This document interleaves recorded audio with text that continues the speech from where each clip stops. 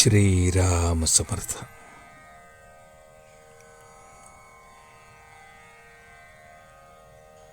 राम करता या भावनेने समाधान मिळते.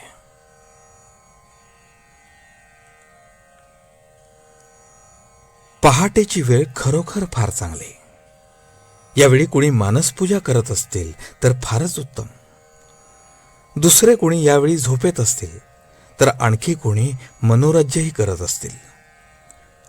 पहाटेपासून तो रात्रीच्या झोपेपर्यंत, मग तो राजा असो किंवा रंक असो, सर्वांची एकच धडपड चालू असते आणि ती म्हणजे समाधान मिळवायची. प्रत्येकाच्या जीवनाला समाधानाची ओढ लागलेली असते. वास्तविक खरे समाधान हे कशावरही अवलंबून नाही. ते राम करता ही भावना बाळगल्यानेच मिळू शकते. समाधान मिळवायचे एक अत्यंत सोपे साधन सर्व संतांनी स्वतः अनुभव घेऊन आपल्याला सांगितले, आणि ते म्हणजे नामस्मरण.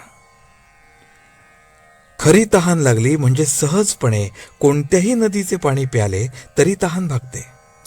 त्याचप्रमाणे खरी तळमळ असली म्हणजे सहजपणे नामस्मरण होऊन समाधानाची प्राप्ती होते.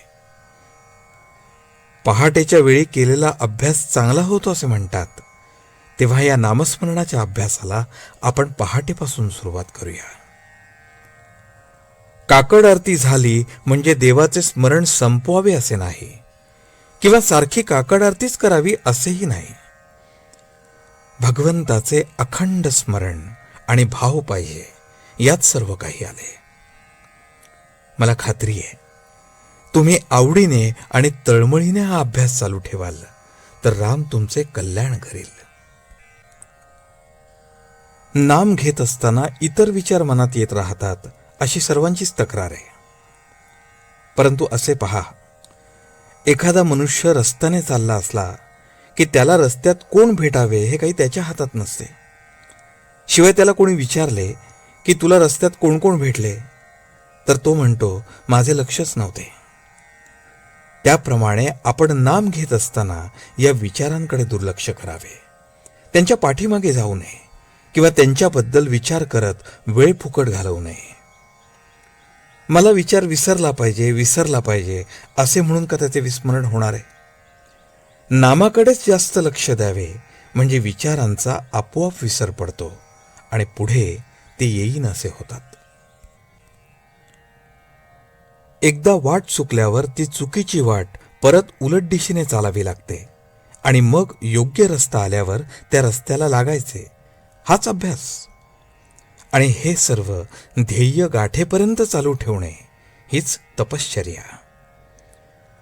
ब्रह्मानंद बुवांनी खरी तपश्चर्या केली. ते एवढे विद्वान, परंतु त्यांनी आपली सर्व बुद्धी रामचरणी लावली. जगातल्या इतर गोष्टींपेक्षा हे केल्याने आपले खचितच कल्याण होईल असे वाटले, म्हणून त्यांनी हा मार्ग पत्करला आणि त्याला सर्वस्वी वाहून घेतले. तेव्हा मोठे साधक ज्या मार्गाने गेले त्या मार्गाने आपण संशयरहित होऊन चालावे, त्यात आपले कल्याण आहे.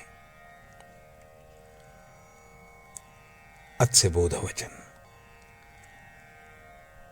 नामात रहा आणि राम करता ही भावना दृढ करा.